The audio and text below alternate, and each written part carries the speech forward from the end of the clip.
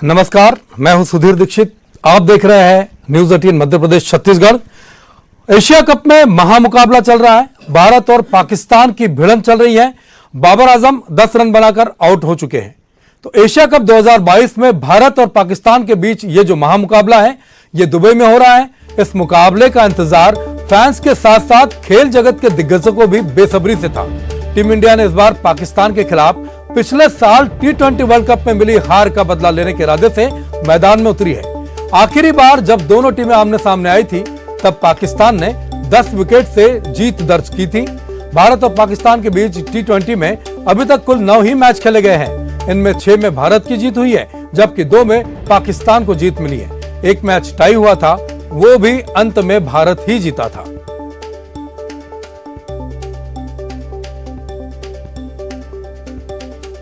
आज रविवार है, उस पर मौका भारत पाकिस्तान के बीच होने वाले T20 मुकाबले का है। पाकिस्तान को पहला झटका लग चुका है और तीसरे ही ओवर में भुवनेश्वर कुमार ने पाकिस्तान के कप्तान बाबर आजम को आउट कर दिया। अर्शदीप ने यह कैच पकड़ा है और मुकाबले की हम बात करते हैं। दरअसल दुबई ऐसा मौका है, ऐसी जगह है जहां पर भारत और पाकिस्तान के जो मुकाबला है, ये करीबन 5वीं बार ऐसा हो रहा है कि दोनों टीमें आमने सामने हैं। 4 बार भारत जीता है, 1 बार पाकिस्तान को जीत हासिल हुई है। लेकिन आज जैसे ही टॉस हुआ तो पता चल गया था कि भारत क्या डिसीजन लेगा।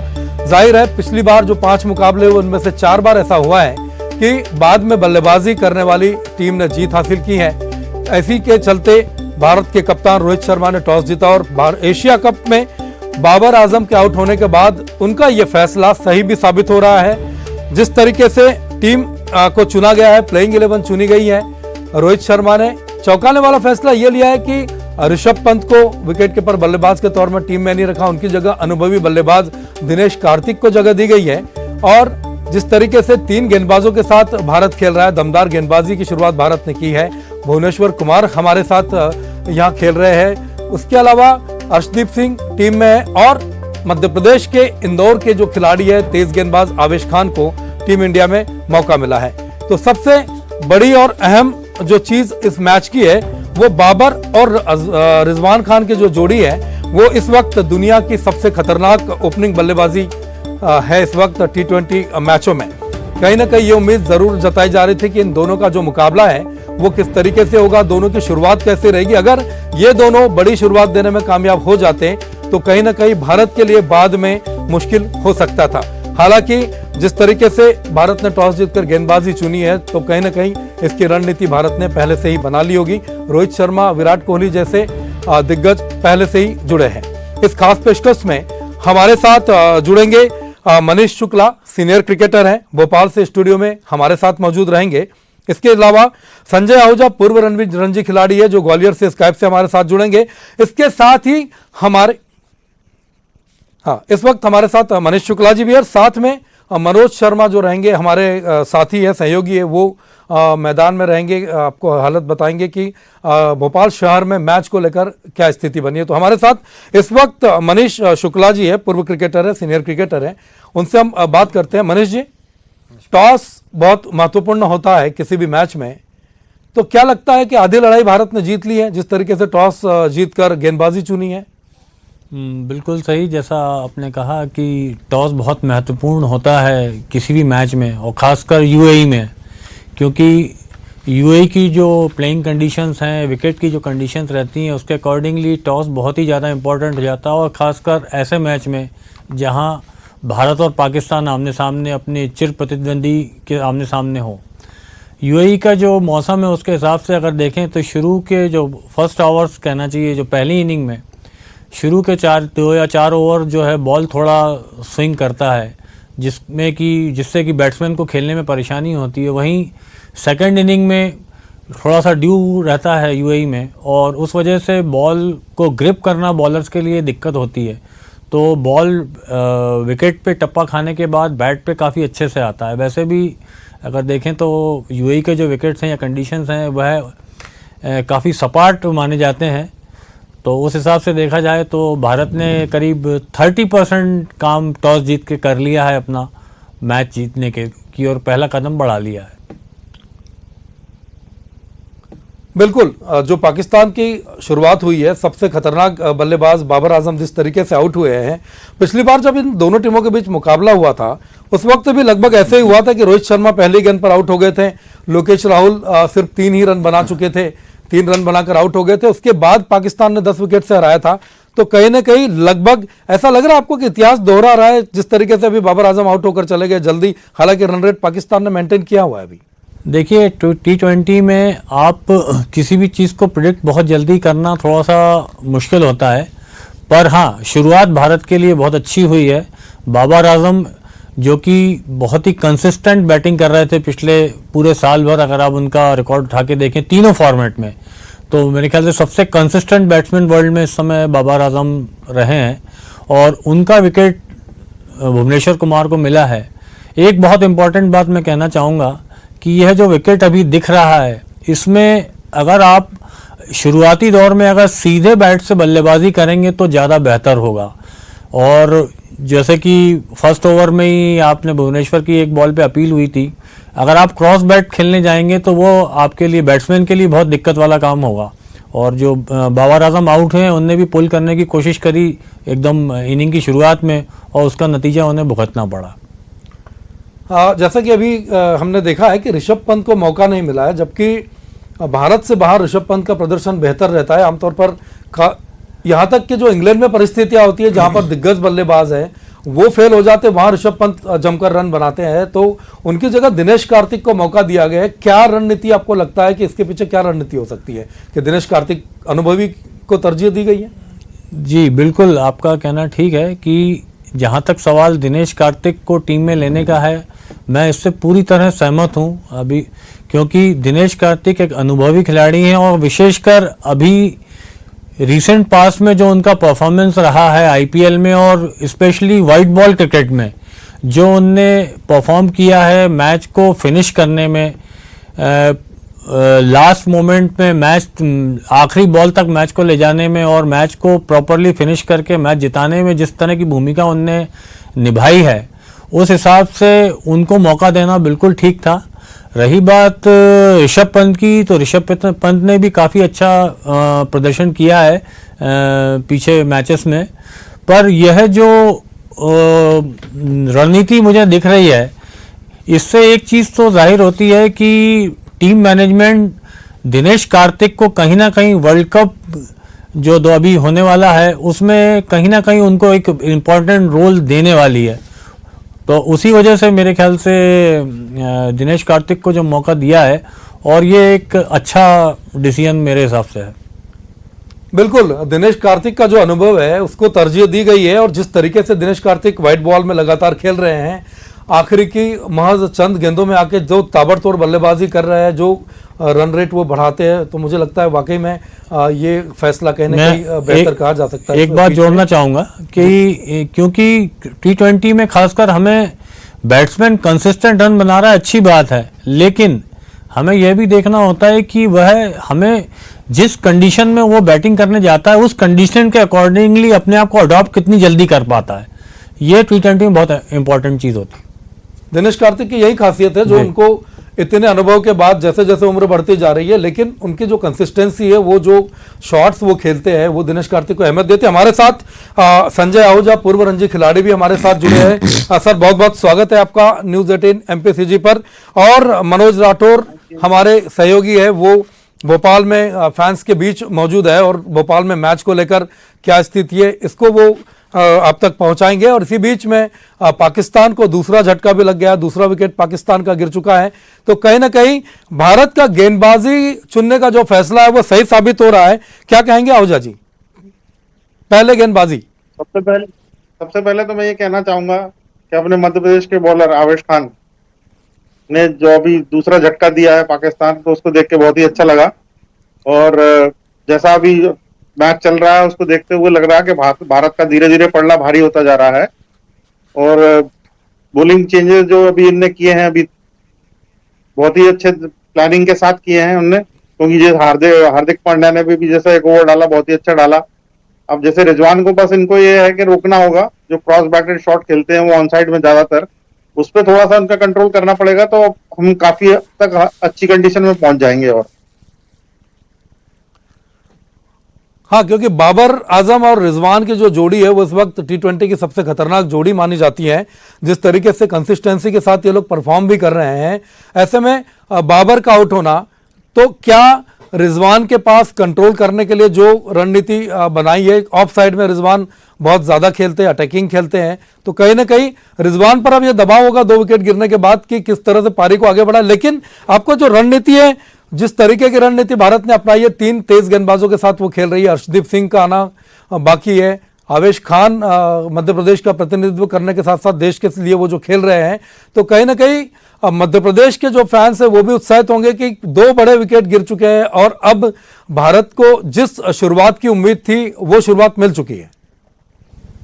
बिल्कुल सही कहा आपने, भारत को बिल्कुल वो शुरुआत मिली है जिसकी वो प्लानिंग भी कर रहे होंगे कि हम जल्दी से जल्दी अपना 5-6 ओवर में जो आउट कर सकें, 2-3 विकेट भी अगर निकाल सकें तो उनके ऊपर, दूसरी टीम के ऊपर प्रेशर तो होता ही होता है। साथ में सबसे बड़ी बात, जो उनके मेन बैट्समैन है पाकिस्तान के, बाबर आजम, उनका विकेट जो भारतीय गेंदबाजों ने लिया है वो बहुत ही तारीफ काबिल है। जैसे पाकिस्तान के ऊपर 100% प्रेशर आएगा ही आएगा, हर कीमत पे प्रेशर आएगा उनके ऊपर, क्योंकि एक बहुत बड़ा बैट्समैन उनका आउट हो गया है।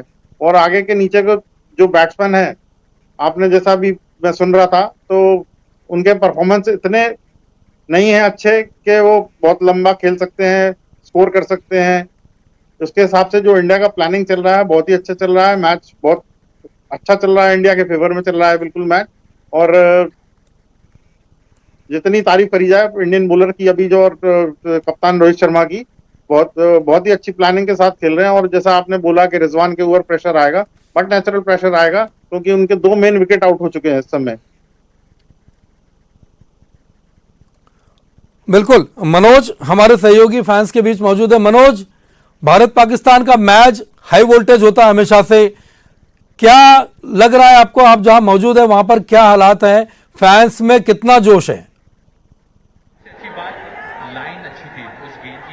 जी बिल्कुल, फैंस में जोश है, क्योंकि जो बल्लेबाजी को लेके कहा जा रहा था इंडिया की, उससे ज्यादा शानदार शुरुआत हमारे गेंदबाजों ने कही। और यहाँ पे जो फैंस है वो रानी कमलापति स्टेशन पे मौजूद है और यहाँ पे एक बड़ी LED लगाई गई है और यहाँ पे लगातार जो फैंस है मैच को देख रहे हैं, मैच के रोमांच को यहाँ पे देख रहे हैं। हम सीधे बात करेंगे इन्हीं से।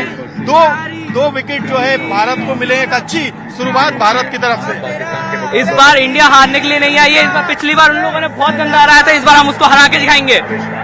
इंदौर के आवेश खान मध्य प्रदेश से आते हैं, उन्होंने भी विकेट लिया यहाँ पे। देख सकते हैं बहुत अच्छा खेल रही है वैसे इंडिया, और 2 विकेट अभी ले लिए 3-4 ओवर में, और आप खुद ही देख सकते हैं कितना अच्छा खेल रही है इंडिया। आप बताइए, बड़ी अच्छी शुरुआत मिली है। हम जीतने आए हैं और ये एशिया कप हमारे घर ही आएगा, हिंदुस्तान हम चाहते हैं और हम बहुत बुरी तरीके से पाकिस्तान को हराएंगे और अच्छा खेल रहे हैं। आप बताइए, बल्लेबाजों से पहले गेंदबाजों ने अपना काम शुरू कर दिया इस मैच में। अब इसमें ये अपना इंडिया जीतेगा जहाँ तक है, अपने को उम्मीद है, बाकी जीतना इंडिया को ही है, बाकी पाकिस्तान कुछ कर नहीं पाएगा। आप बताइए, शुरुआत अच्छी हो गई, आगे किस तरीके से इस स्कोर को बनाएगा? इंडिया ही जीतेगी इस बार, इंडिया बहुत अच्छा खेलेगी, मुझे पूरी उम्मीद है इंडिया से। आप बताइए। जी, शुरुआत बहुत अच्छी हुई है और मैं स्टार्टिंग से इंडिया टीम के साथ हूँ। बिल्कुल सर, बिल्कुल आप यहाँ देख सकते हैं कि फैंस जो है यहाँ पे लगातार जोश में है, उत्साह में है। और जो LED लगी है रानी कमलापति स्टेशन के ठीक सामने, वहाँ पे हजारों की संख्या में फैंस जो है यहाँ पर मौजूद है और लगातार इंडिया के लिए जो उन्होंने दुआ की थी, जीत नहीं, बड़े अंतराल से पाकिस्तान को इंडिया यहाँ पे हराएगी। और यही कारण है कि यहाँ पे लगातार बड़ी संख्या में जो फैंस है वो लगातार यहाँ पर जुट रहे हैं, इस मैच को यहाँ पर देख रहे हैं। मनीष जी, आपसे सवाल होगा हमारा, जिस तरीके से मैच चल रहा है, धीरे धीरे जोश बढ़ेगा, विकेट गिर रहे हैं तो भारतीय खुश हो रहे हैं। दुबई में मैच हो रहा है, 50% से ज्यादा आबादी वहां पर भारत और पाकिस्तान के लोगों की है, तो यूएई में क्रिकेट को कामयाब बनाने में एशिया वालों का ही सबसे बड़ा हाथ है। जिस तरीके से एशिया क्रिकेट को एक तरीके से ड्राइव कर रहा है, तो क्या ऐसा क्या होता है कि जब भारत पाकिस्तान का जब मैच होता है तो इस तरह का हाई वोल्टेज मैच हो जाता है, लोगों में जो जोश होता है वो पूरे उफान पर होता है? क्या ऐसा है जो भारत पाकिस्तान मैच को अलग बनाता है? जबकि पुराने दौर की अगर हम बात करें तो उस दौर में जो मैचेस होते थे उनका जो तनाव था वो कुछ ज़्यादा ही होता था, उसमें और अब में क्या फ़र्क आप देखते हैं? देखिए, भारत और पाकिस्तान का जो मैच रहे हैं, क्रिकेट हो, हॉकी हो या कोई भी गेम हो, शुरू से ही हाई वोल्टेज रहे हैं। उसके पीछे हमारा दोनों कंट्रियों का इतिहास रहा है। दोनों देशों के जो लोग हैं वह खेलों के माध्यम से जीत हार को अपने देश की जीत हार में देखते हैं, जिसकी वजह से जब भी ये दोनों टीमें किसी भी खेल में या किसी भी प्लेटफॉर्म में आमने सामने होती हैं तो उनकी देशभक्ति की सीमा जो है वो अपने चरम सीमा पे होती है देशभक्ति। तो वह अपने जो एक्सप्रेशंस हैं वो इन खेलों के माध्यम से प्रकट करते हैं। पहले के और अब के जो माहौल में फ़र्क आया है, तो आप ये तो नहीं कह सकते कि कोई चीज़ ख़त्म हो रही है। हाँ, इंटेंसिटी थोड़ी कम ज़रूर हुई है। उसका रीज़न ये है कि जो पिछले कुछ समय, अगर आप ये 2-3 साल छोड़ दें तो उसके पहले अगर आप देखें तो जो नए प्लेयर्स आए हैं और आईपीएल के आ जाने के बाद से जब प्लेयरों का इंटीमेसी रही है, एक दूसरे से मिलने की, एक दूसरे से दोस्ती की, वह काफ़ी बढ़ गई है, जिसकी वजह से प्लेयर्स का एक दूसरे से ट्यूनिंग, आप अंडरस्टैंडिंग काफ़ी ज़्यादा है। लेकिन जब भी यह दोनों ही टीमों के खिलाड़ी ग्राउंड पे जाते हैं तो मुझे नहीं लगता कि उनकी जो राइवरी कहना चाहिए या उसको हम एक प्रतिद्वंदिता कहें, उसमें कहीं कोई कमी आती है। क्योंकि जब भी इंडिया या पाकिस्तान आपस में खेलते हैं तो उनके प्लेयर जी जान से खेलते हैं। हाँ, थोड़ा सा ये ज़रूर मैं कहूँगा कि पहले जितना एक दूसरे के प्रति राइवरी होती थी उसमें थोड़ी कमी ज़रूर हुई है, लेकिन ख़त्म नहीं हुई है। आज भी स्थिति वही है, वैसे ही रहेंगी और आगे भी रहेंगी, क्योंकि जैसे क्रिकेट डिपेंड करता है दोनों देशों के संबंधों पे, और संबंध जब तक। आहूजा जी से बहुत संक्षेप में जानने की कोशिश करते हैं। आहूजा जी, मनीष जी ने कहा कि राइवलरी तो है, इंटेंसिटी थोड़ी सी कम हुई है, और आईपीएल में चूंकि खिलाड़ी एक दूसरे से मिलते हैं, बात करते हैं, उस तरह की चीज़ है। लेकिन पाकिस्तान चूंकि आईपीएल में नहीं खेलता, अलग थलग होता है आईपीएल से।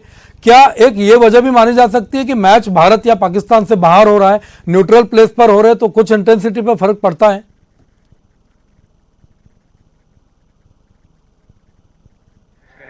मैच हो रहा है, वहाँ भारत और पाकिस्तान के जो दर्शक हैं वो भी आपस में मिलते हैं, एक दूसरे से बात करते हैं, और आपके चैनल के माध्यम से भी जो इंटरव्यू होते हैं, जैसे देखने को अक्सर मिलता है कि एक पाकिस्तान का, एक हिंदुस्तान का दर्शक होता है, उनसे इंटरव्यू लिए जाते हैं, तो एक दूसरे से मुलाकात जरूर होती है। और क्रिकेट एक ऐसा खेल बन गया है इस समय जो मतलब भारत और पाकिस्तान के बीच में जो भी है वो अच्छा भी हो सकता है, खराब भी हो सकता है, ऐसी स्थिति बन गई है। एक जमाना था जब ये देखा जाता था, एक जमाना था जब लोगों ने जावेद मियांदाद, किरण मोरे का वाकया भी देखा, लोगों ने वेंकटेश प्रसाद और आमिर सोहेल का वाकया भी देखा, गौतम गंभीर, अफरीदी का भी देखा। लेकिन बात के दौरान ये भी देखने को मिला है कि खिलाड़ी एक दूसरे को बैट तक गिफ्ट करते हैं, एक दूसरे से सलाह लेते हैं, ऐसे भी देखने को मिला है। तो ये एक नए बदलाव को आप मान सकते हैं कि एक नया बदलाव आ रहा है, इनसे इंटेंसिटी कम होने की एक भी वजह है। जैसे आप बता रहे हैं जावेद मियांदाद और किरण मोरे के बीच में भी कुछ हुआ, तो ऐसा तो इंडिया इंग्लैंड के बीच में भी चलता ही है। ये तो सिर्फ एक क्रिकेट मैच को लेके ही है जो भी थोड़ी बहुत खुंदक चलती है एक टीम से दूसरी टीम की मैच को लेके, बाकी इसमें कुछ नहीं होता ऐसा कि कुछ पर्सनल है, कुछ दोनों देशों के बीच में कुछ ऐसे संबंध है उसको लेके है।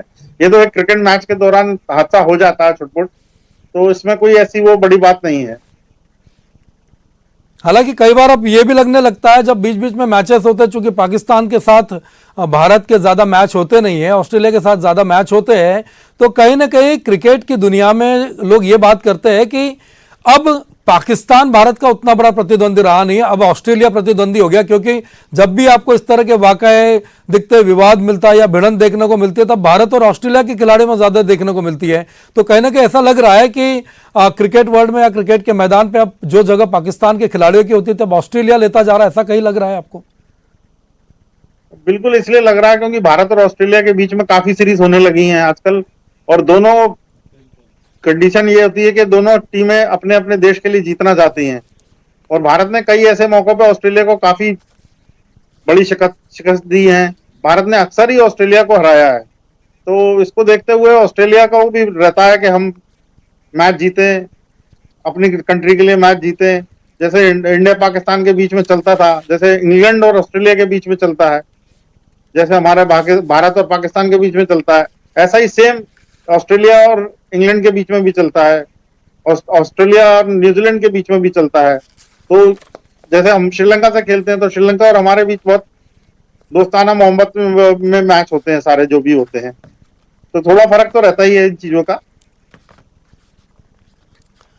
देखिए इंटेंसिटी का फर्क पड़ा है दोनों टीमों के बीच में, और आईपीएल जैसी कई प्रीमियर लीग्स आ गई है जो विदेशों में भी खिलाड़ी खेलने जाते हैं, जहां पर आपस में मिलते हैं, जो कहते हैं कि टीम होती है तो टीम की तरह जो खेलते हैं, तो कहीं ना कहीं एक खेल भावना, खिलाड़ियों की भावना और कहीं ना कहीं प्रोफेशनलिज्म, जो प्रोफेशनलिज्म होता है वो भी खिलाड़ियों को कहीं ना कहीं ज़्यादा मैच्योर बनाने में मदद करता है। दूसरी तरफ क्रिकेट एक बड़े बिजनेस के तौर पर भी दुनिया भर में प्रसारित हो रहा है, फल फूल रहा है, तो कहीं ना कहीं बहुत सारी प्रतिबद्धताएं भी हो सकती है जो इस तरीके से खिलाड़ियों को मेलजोल करने में या अलग अलग जो संगठन है उन्हें मेलजोल करने में कामयाब हो सकती है। और बहुत बहुत धन्यवाद आप सभी लोगों का इस खास पेशकश में जुड़ने के लिए। और जाते जाते आपको स्कोर बता देंगे कि 8.2 ओवर के बाद पाकिस्तान ने 2 विकेट खोकर 60 रन बना लिए हैं। हालांकि शुरुआत खराब होने के बावजूद रन रेट इनका 7 से ऊपर चल रहा है, जो कहीं ना कहीं इसमें एक और विकेट लेने की टीम इंडिया को दरकार है। जो रणनीति शुरुआती दौर में बनाई थी उस रणनीति को टीम इंडिया कितना बरकरार रख पाती है ये पारी खत्म होने के बाद पता चलेगा। और जब टीम इंडिया बल्लेबाजी करने आएगी तो पाकिस्तान की जो गेंदबाजी है उसके धार भी पता चलेगी। फिलहाल इतना ही, दीजिए इजाजत, नमस्कार।